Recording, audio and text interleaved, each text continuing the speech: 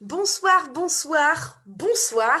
Bienvenue au dernier live du CDIJ de l'année, en tout cas, de l'année 2020. Et nous sommes très heureuses de proposer ce dernier live sur la langue du roumain. Voilà. Avec moi pour ce dernier live d'initiation délirante que nous avons lancé donc en octobre, j'ai avec moi donc Bénédicte et Elena. Est-ce que en un mot ou deux, quand même, est-ce que vous voulez vous présenter, Bénédicte, qui es-tu? Alors, en un mot ou deux, je Oui. m'appelle Bénédicte, je suis responsable du CDIJ et je suis absolument nulle dans tout ce qui est langue étrangère. J'ai aucune oreille, je suis désespérée et je me suis dit peut-être que le roumain, ça va être quelque chose pour moi. Et voilà. Parfait, merci Bénédicte. Donc on te souhaite bon courage pour ce soir, pour cette Merci. initiation en roumain. Et Elena qui est avec nous, donc bonjour Elena. Merci en tout Bonjour, cas. je suis Elena, je suis roumaine, mais je vis en France, donc je vais essayer de t'apprendre un peu la langue roumaine et voilà. Je compte Parfait. sur toi. Je suis prête après à partir en Roumanie.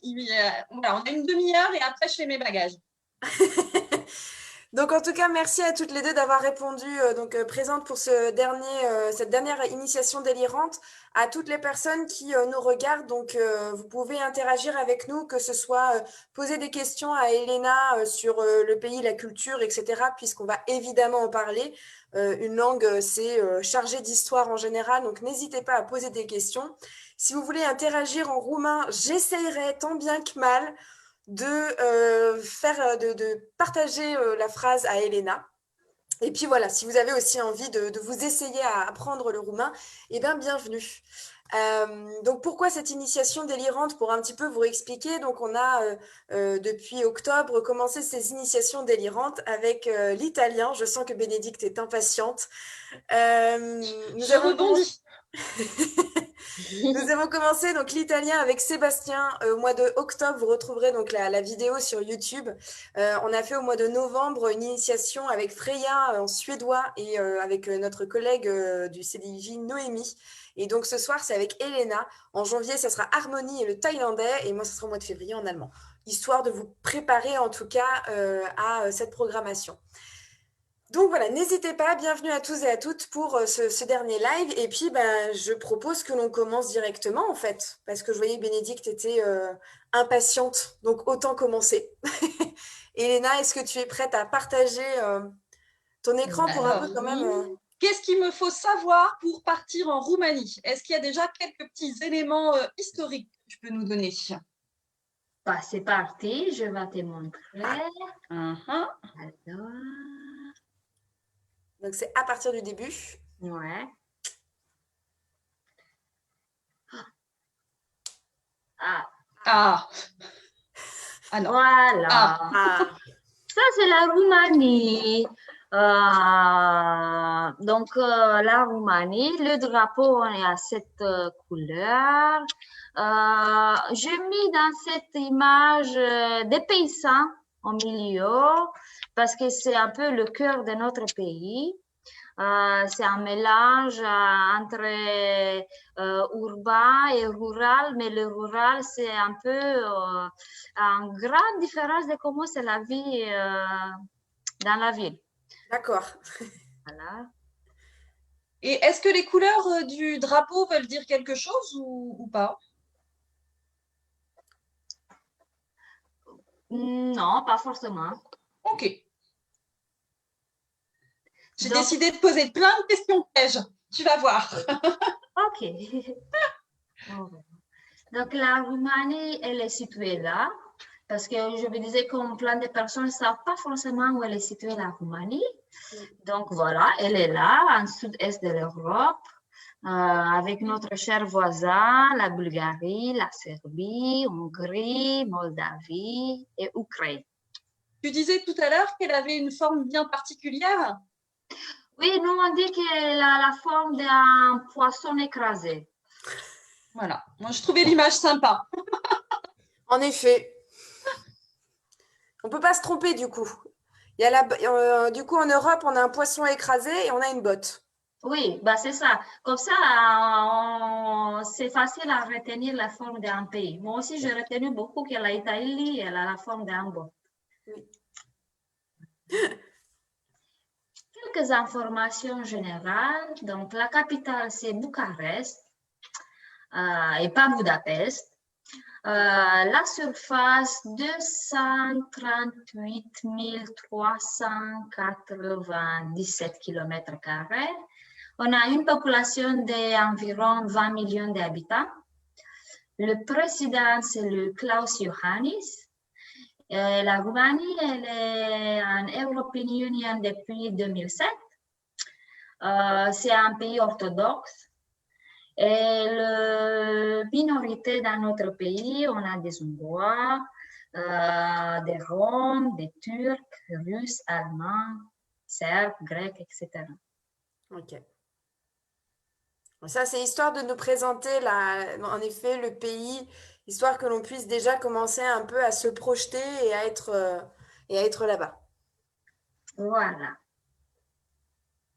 Quand on parle de Roumanie, j'ai mis quelques photos représentatives parce qu'en général, quand on voyage, on écoute autour de nous, mais aussi moi, quand je voyage, parce que j'aime bien de voyager, et quand je dis que je viens de Roumanie, ben, tout le monde parle de Dracula. Évidemment. Tout le monde a bien écouté de Ceausescu. Il y a un musée Dracula, au moins, au minimum. Oui, on a un château. On a un château en Transylvanie qui est assez sympa de visiter. Si dans un jour tu vas décider d'aller en Roumanie, le château, c'est à voir, surtout qu'il est en Transylvanie. Il est entouré par les montagnes. Les montagnes, on a toujours les forêts vierges d'Europe. C'est la plus vieille forêt d'Europe. Et on a 60% des ours d'Europe qui vivent en Roumanie. Donc, le château de Dracula, il est situé en Transylvanie. Donc, dans un milieu naturel. Oui, exactement. Donc, à cause de ça, c'est un place à voir qui est chargé d'histoires et plein de légendes qui sont autour de de Dracula. Ouais. Ok. Allons visiter le château de Dracula après. Des autres photos, si vous pouvez reconnaître la première photo qui est là, je pense que c'est la personne la plus connue de Roumanie. Ah, mais tu l'as dit en plus, je crois. Oui, mais moi aussi, j'ai pas retenu. Elle retenu. s'appelle Nadia, non? Oui, bah c'est la gymnaste, c'est la première gymnaste qui a eu la note numéro 10, la perfection en gymnastique. Donc, c'est Nadia Comaneci. Ah, voilà. J'aurais été incapable de redire son nom de famille. Nadia Comaneci. Et à côté, on a je pense que vous avez écouté, de Brâncuș. C'est un sculpteur roumain. Il a son atelier à Paris. Il est un musée à Paris. Donc, voilà. Et ça, c'est une de ses œuvres, Le Baiser. Elle est connue, oui. Ok. Ah, ça va intéresser notre technicien adoré, c'est la partie nourriture. Oui. Bah, moi aussi, j'ai faim du coup, là. 18 Bah, c'est bientôt l'heure. Ou sinon, on va se conserver de manger mieux les jours prochains. Ouais. Donc, on a ça sur le sarmale. Hommage au Noël, le sarmale avec la polenta. Et c'est quoi en fait? C'est de la viande? Ouais, en fait, c'est la chou marinée. Et à l'intérieur, il y a un mélange de viande de porc et de bœuf avec des condiments. Et on le mange accompagné par la polenta. La polenta, c'est la farine de maïs. Voilà. Donc ça, c'est ce qu'il y a comme repas quotidien. ou c'est repas de fête? C'est pas forcément un repas quotidien parce que c'est assez lourd.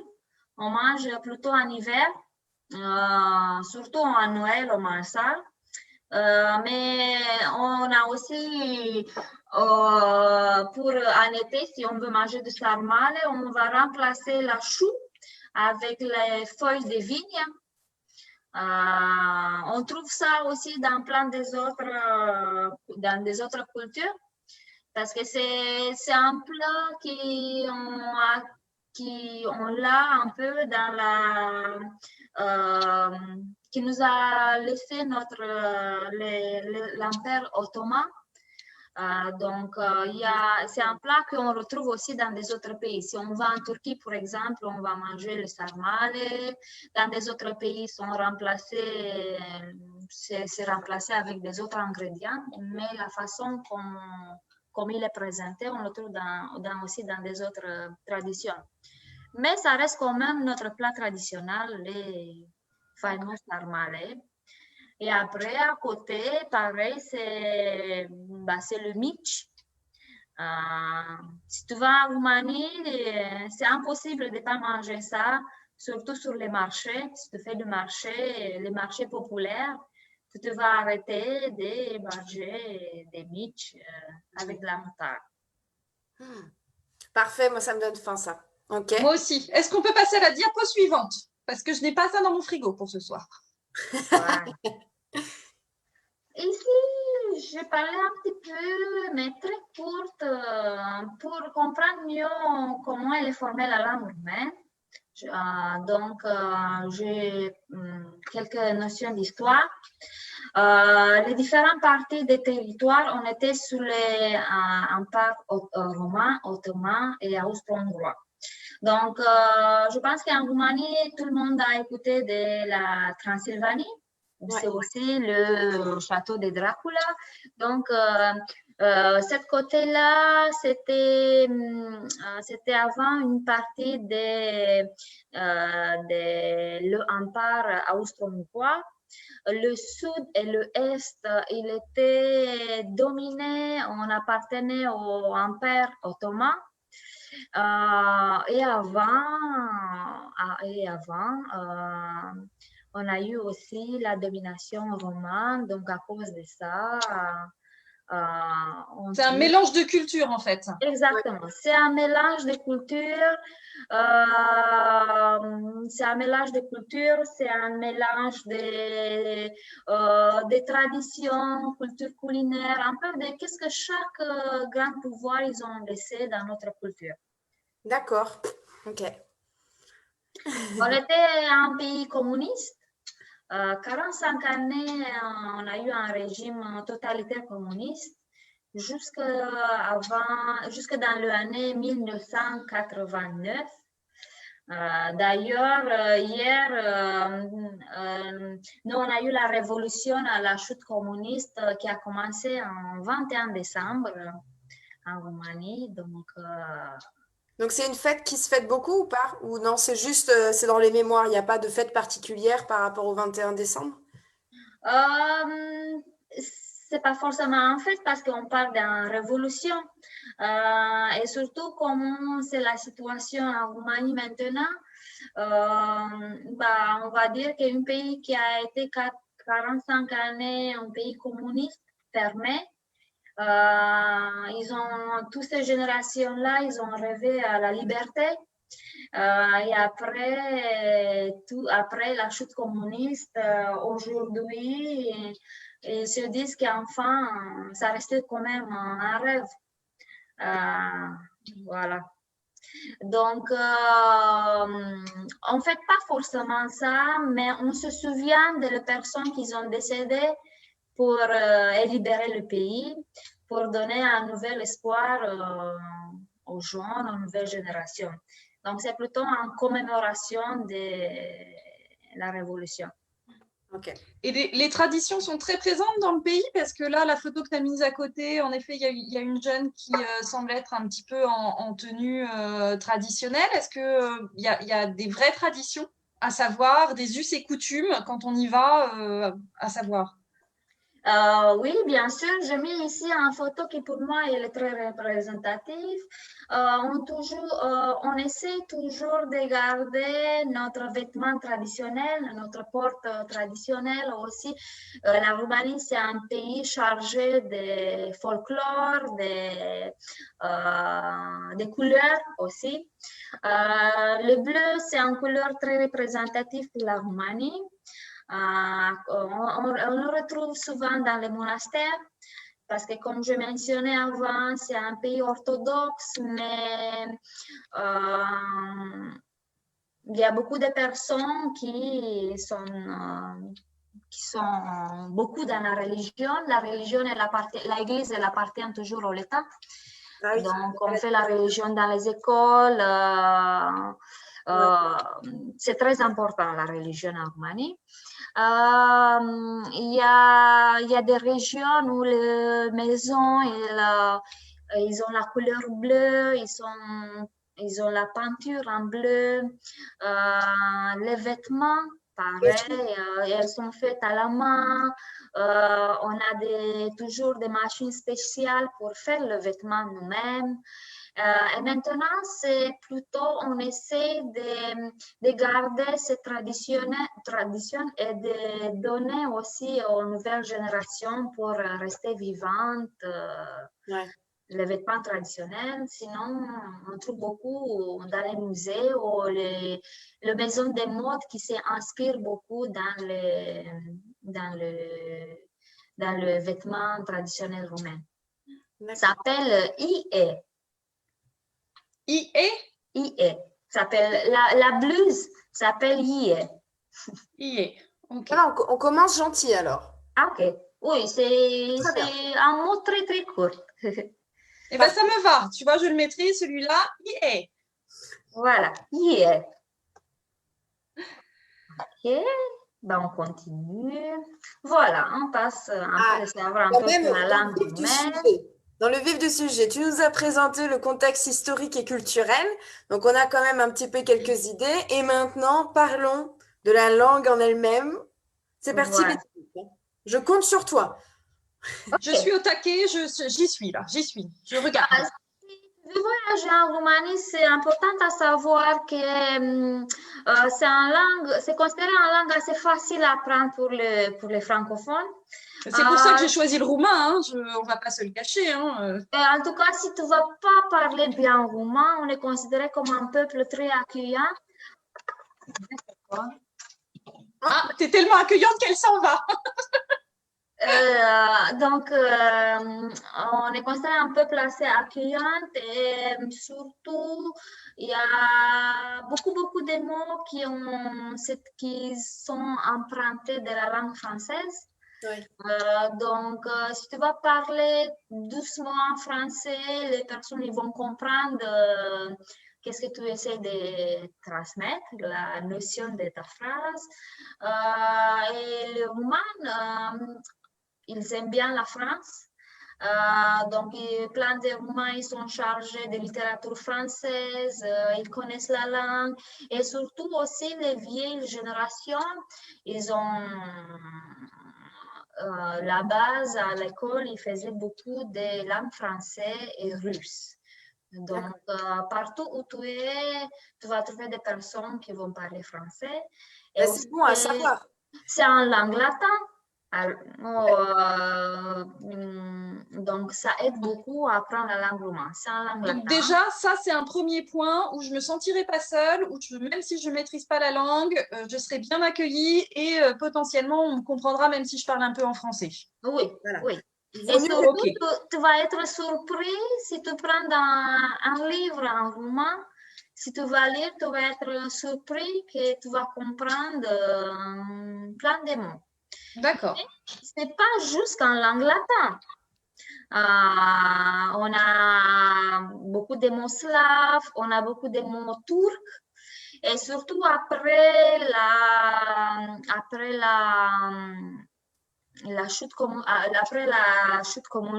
communiste, on a beaucoup de mots de la langue anglaise qui a rentré dans notre langue. On a des mots qui étaient naturalisés.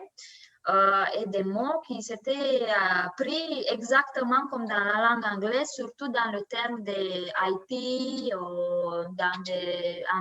en médecine, technologie, ils sont exactement Ouais, mais comme en c'est un anglais. peu, c'est un peu partout, ça j'ai l'impression, même en français, on a beaucoup de termes maintenant qui sont utilisés et ce sont des termes en anglais. Donc, du coup, pour résumer ce qu'on vient de dire, Bénédicte ou toute autre personne peut partir en Roumanie et baragouiner en anglais et en français, Non, je baragouine en français uniquement, en même pas en français anglais. uniquement, et ça sera bon. Ok. Voilà.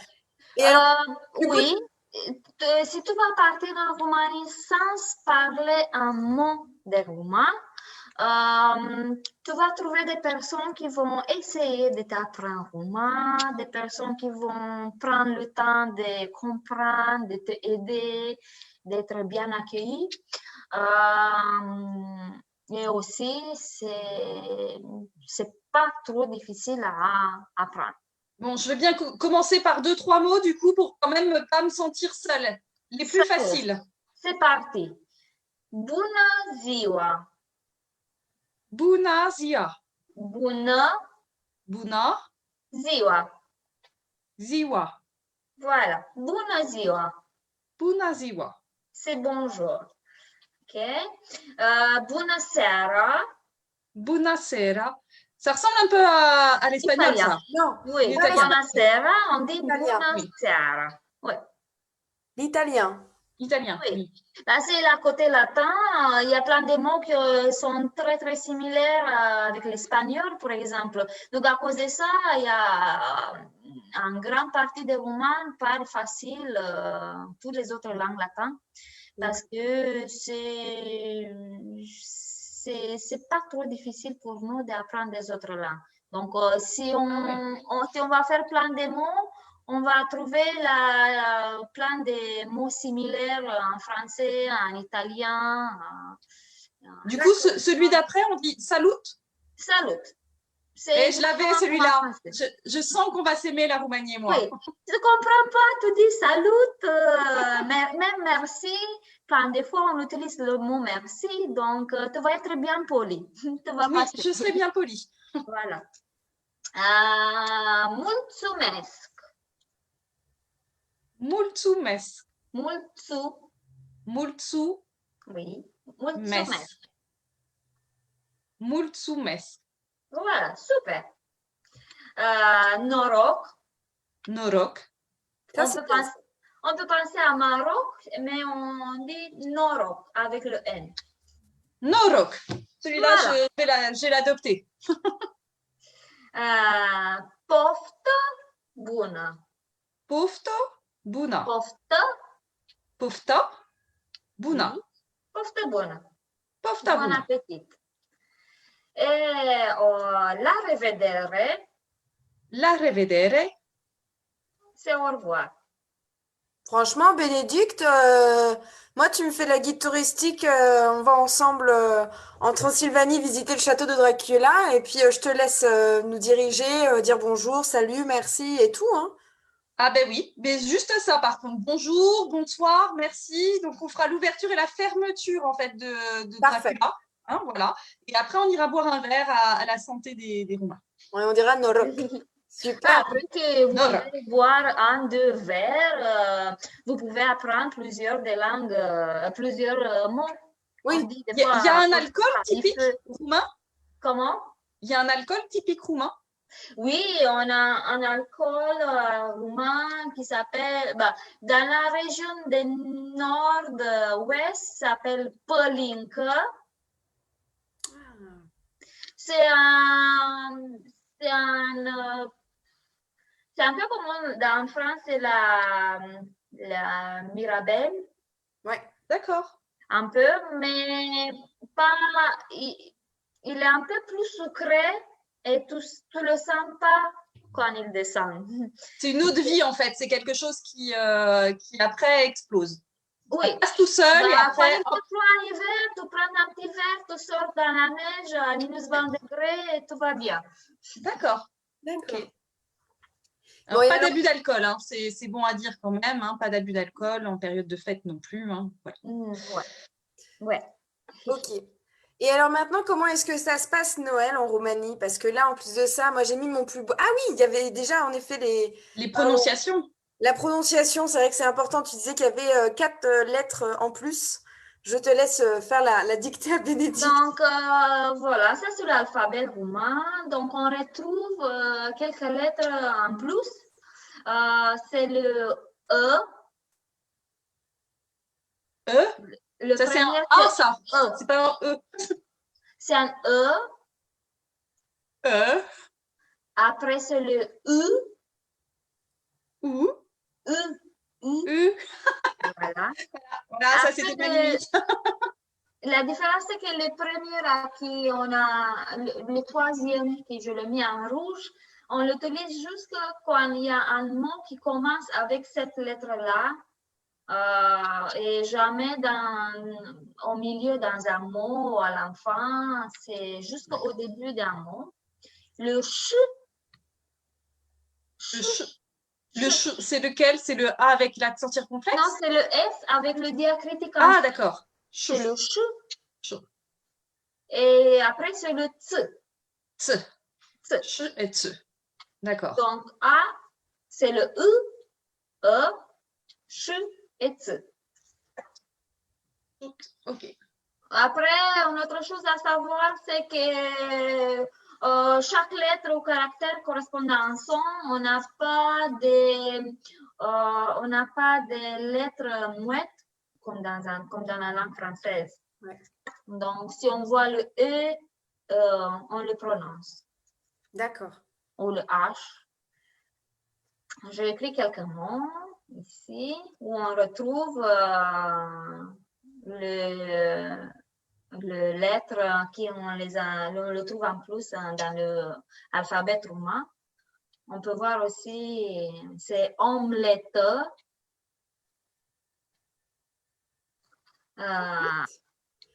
Est-ce que Bénédicte, je crois que Bénédicte nous a malheureusement quittés. Je crois que c'était.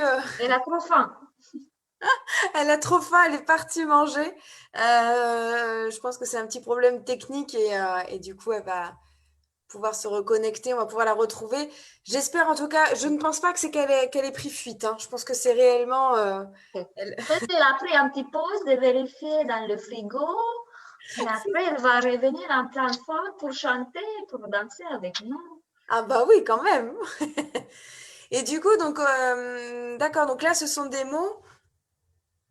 Je vois donc omelette. Ah, Bénédicte est de retour. Ça, je suis partie faire une omelette et hop, non, c'était Ouais. quoi alors? Elena, justement, disait que tu étais partie, tu avais tellement faim que tu étais partie peut-être dans le frigo aller chercher à manger parce qu'on parlait nourriture. C'est ça. Et une omelette, donc ça se dit comment? Omelette. J'ai Bah, omelette écrit à alors. côté. Non, pas omelette. J'ai écrit dans la deuxième colonne comment on prononce En phonétique, du coup. en phonétique. Voilà. Omelette. Omelette. D'accord, on prononce bien les lettres à la fin. Omelette. Oui, oui. On prononce tout ce que c'est écrit. D'accord. Après, vent. Wund. Vent. Wund. C'est vraiment si mauvais quand je le dis. Non, c'est bien. Et moi, je trouve très bien pour la première fois quand tu parles roumain. Je te comprends. Bon, ça va. Înalt. Înalt. Super. Franța. Franța. Et voilà la différence, comment nous on écrit le mot șervețel. Donc la orthographie n'est pas compliquée. Quand je vois le même mot, comment quelqu'un il peut l'écrire en français? Șervețel. Șervețel. Super. Parfait. Voilà. Merci Elena pour ces éléments. Parfois, le I est doublé, voire triplé. Donc, je donnais un exemple sur le mot enfant. Enfant, copine. Copile. Oui. Et donc, Copie. au pluriel. Copie au pluriel. Copie, oui, c'est au pluriel. Et copie. Copie. C'est quoi la différence entre copie et copie? Entre enfants au pluriel et les enfants? Bah, le dernier I, c'est le article, c'est comment vous dit, les. Ok. C'est les. Donc, en fait, en un seul mot, copie, chez nous, c'est vraiment les enfants. Il y a le… D'accord. Ouais. Ok. Donc, I, le deuxième I, c'est le pluriel et le troisième, c'est l'article, non? C'est les. D'accord. Ouais. Bon, c'est Noël? Non, c'est pas maintenant la chanson, Ah non. Ah non. On s'approche. On s'approche. Donc, Noël, on dit Crăciun. Crăciun. Crăciun. Crăciun. Voilà. Et le chant de Noël, on dit colinde. Colinde. Voilà, super. Donc, du coup, comment est-ce que vous dites joyeux Noël? Crăciun fericit. Crăciun fericit. Super. Crăciun fericit. Ok. Oh là là. Il fait très froid en Roumanie parce que là, je vois plein de neige et tout. Au niveau du climat, on est plutôt sur quoi? C'est pas tempéré. On a un peu les extrêmes, très très chaud en été et très froid en hiver. C'est un climat tempéré continental. Donc, la neige, on a partout dans tout le pays en hiver. Et en été, on a 40 degrés, souvent, des mois en Roumanie, en été. Bon, je viendrai plutôt en hiver alors. Oui, si ça te plaît la neige, si tu aimes bien la montagne et la neige, c'est aller en Roumanie. Moi, j'aime bien la neige, la montagne. On a les Alpes de Transylvanie sont comparées avec les Alpes français. Voilà, c'est très sauvage aussi. Donc, bon, j'ai la saison, j'ai le lieu, j'ai la saison et j'ai 3-4 mots aussi à dire. Peut-être même que je pourrais y aller à Noël si j'arrive à maîtriser le chant de Noël. Oui. Justement, donc là, je pense que les personnes voient notre cher collègue Sébastien qui fait glisser tout doucement donc un colindé ou une colindée avec donc la musique. Alors par contre, je suis en train de me dire que les personnes vont le voir, mais pas nous. Bénédicte n'aura pas les paroles. Je suis pensée à ça. Donc, il faudrait en fait, je pense que l'on partage quand même ici. Pour qu'on soit en même temps. Attendez, là j'ai une petite réflexion juste mécanique. En attendant que tu fasses ta petite réflexion, je voulais juste revenir sur le parcours d'Elena, du coup, pour dire aux gens que Elena elle est venue en France, elle avait appris le français, mais elle est venue aussi en service volontaire européen. Donc comme ça, c'est une façon de partir. Aujourd'hui, ça s'appelle le Corps européen de solidarité. Donc c'est des façons en fait pour découvrir un pays, pour apprendre une langue. Et peut-être qu'Estelle pourra nous en dire un petit peu plus. Et Elena, peut-être ta vision aussi de ton expérience. Est-ce que tu recommandes ça à des jeunes? Oui, bien sûr. Pour moi, c'est une bonne façon de voyager, d'apprendre notre langue, de découvrir notre culture, de te découvrir un peu toi-même en dehors de ton pays, de tout ce que de connaître des autres personnes. Et après, en fonction de le projet que tu as choisi, c'est de travailler avec des autres personnes qui ne sont pas dans la même culture que toi. Voilà. Moi, je recommande pour tous les gens de faire de faire un projet européen, de partir dans un autre pays, de découvrir une autre culture.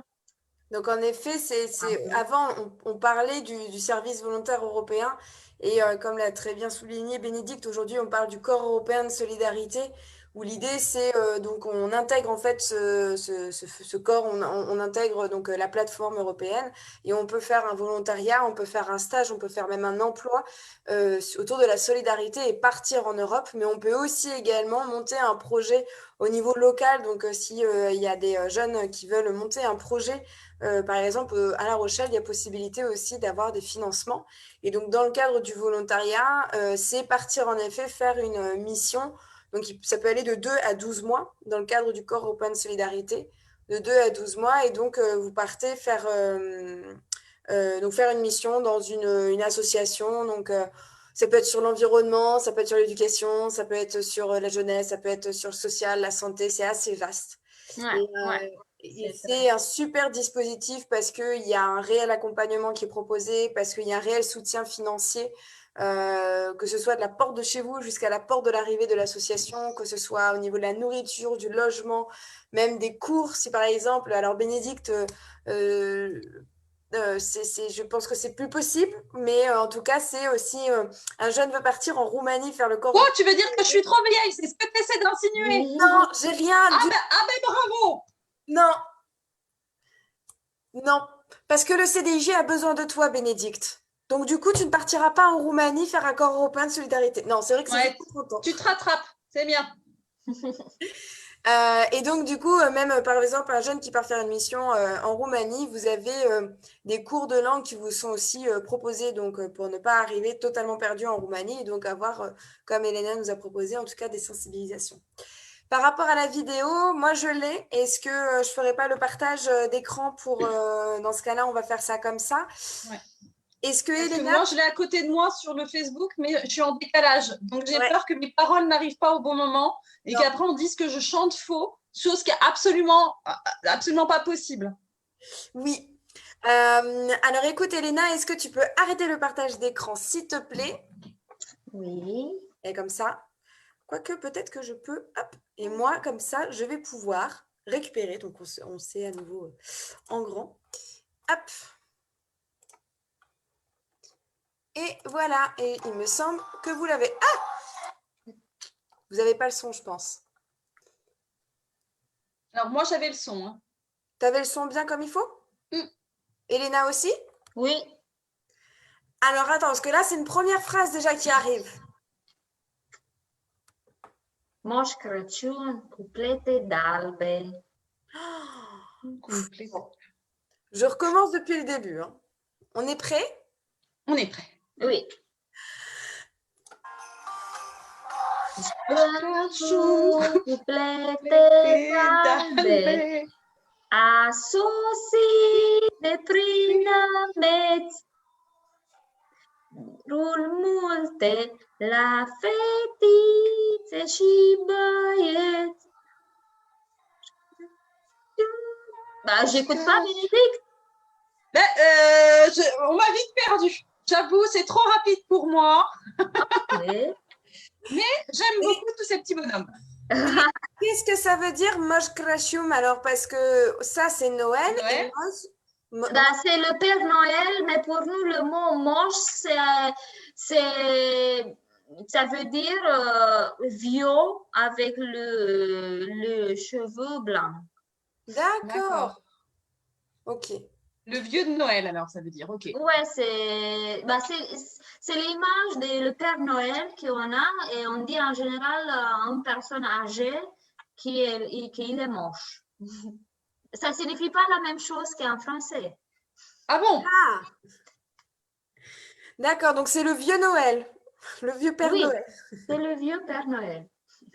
Donc du coup, en tout cas, ça c'est une petite musique. C'est vrai que je me dis, en effet, c'est peut-être compliqué de le chanter ne connaissant pas l'air, mais il faut commencer par les chansons d'enfants. Il ne faut pas hésiter pour commencer à entendre les prononciations. Si vous voulez, on va vous le mettre en lien. Le partage. On va vous le mettre en lien. Alors. Je pense Et que... si vous voulez chanter le soir de Noël en roumain, c'est possible. Ouais. Et vous pouvez même nous envoyer vos vidéos si vous voulez. Et comme ça, on les partagera volontiers. Mais vous aviez le son parce que Sébastien, la technique, disait que non. Ah, Elena? moi, j'avais le son. Oui, j'avais le son. Ah. Alors, est-ce que Sébastien, c'est que tu ne nous entendais pas chanter? Moi, c'est vrai, je plaide coupable. Je n'ai pas réussi à chanter. J'étais en train de décrire et je voyais Krachum, Noël, Krachum, Noël. Je reconnaissais les mots. Donc, je ne sais pas si... Enfin, voilà. On va vous mettre en tout cas dans les commentaires cette petite musique. Donc, du coup, qui est une musique en effet pour les enfants. Donc, comme disait Elena. Bénédicte, comment est-ce que tu te sens après ce cours de... Prête à fêter Noël. Je dirais, voilà, c'est... Non, je suis contente d'avoir fait cette petite initiation. Après, ça mériterait d'être, à mon avis, un peu approfondi avant que je ne parte. Mais j'avoue que ta visite guidée à distance m'a bien plu et a confirmé le fait que ces pays-là de l'Est me tentent beaucoup. Et le froid et la neige et le château de Dracula. Je pense que ce sera à faire un jour. Donc, du coup, Bénédicte, il faudra qu'on prévoie même un autre live pour que tu puisses nous raconter ton séjour en Roumanie, qu'on fasse un petit peu retour sur l'expérience. Un an après, êtes-vous parti en Roumanie et tu pourras tout nous raconter. C'est ça. Grâce au café linguistique, je suis partie en Roumanie. Super. Bah, en tout cas, je voulais vous remercier toutes les deux de vous être prêtées à ce jeu-là. Merci beaucoup, Elena, pour tout le temps de préparation et la patience et le fait de répéter les mots pour qu'on puisse en effet comprendre. Merci en tout cas pour tous les éléments que tu nous as donnés et pour ce sourire et puis aussi de nous avoir partagé en fait un bout de culture de la Roumanie. Merci Bénédicte de t'être prêtée au jeu aussi. Mais de rien. Je pense que j'étais assez bonne sur la chanson. J'ai pas voulu en faire trop quand même, hein, parce que bon, voilà. Tout Et à fait. on verra bientôt. C'est le moment de faire du teasing en disant que notre premier clip vidéo du CDIJ va sortir bientôt pour Noël. Donc soyez vigilants sur les réseaux sociaux aussi. C'est voilà, c'est notre cadeau de Noël. Qu'on souhaite vraiment des bonnes fêtes à tout le monde, de faire attention et voilà, si vous voulez nous apporter des chocolats pour la nouvelle année, surtout, n'hésitez pas. Ou des choses qui se mangent roumaines ou autres, n'hésitez pas. Nous, on aime bien partager ces moments-là. Tout à fait. Bah, merci beaucoup et puis bonne fête de Mulțumesc fin și d'année. Crăciun fericit! Comment? Mulțumesc și Crăciun fericit! Ah, Crăciun felice il y avait merci. Mulțumesc! Oui. et joyeux Noël Oui. à la fin. Vă mulțumesc! Merci à vous et joyeux Noël à tous! Merci beaucoup. Je vous souhaite une très bonne soirée et à bientôt. À l'année À prochaine. bientôt! Au revoir.